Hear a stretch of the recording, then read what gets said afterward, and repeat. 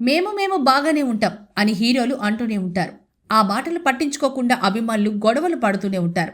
తాజాగా పవన్ కళ్యాణ్ ఫ్యాన్పై అల్లు అర్జున్ అభిమానులు దాడి చేసిన ఘటన చోటు చేసుకుంది. అల్లు అర్జున్ హీరోగా నటించిన ఆర్య 2 మూవీ ఈ వారం రిలీజ్ అయిన సంగతి తెలిసిందే. అయితే ఆ సినిమా ప్రదర్శించబడుతున్న ఒక థియేటర్ వద్దకు పవన్ కళ్యాణ్ అభిమాని వచ్చి బాబులకే బాబు కళ్యాణ్ బాబు అని నినాదాలు చేశాడు.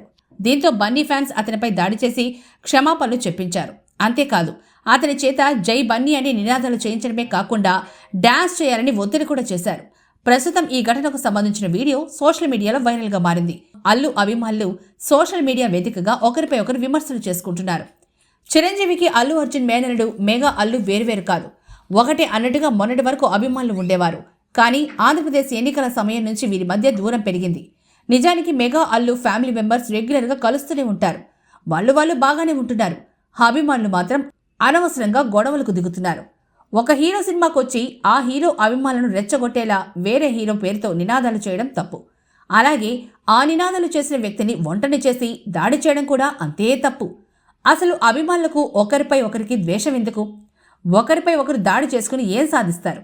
హీరోలు ఒకరినొకరు మాటలు అనుకోవట్లేదు, ఒకరిపై ఒకరు దాడి చేసుకోవట్లేదు.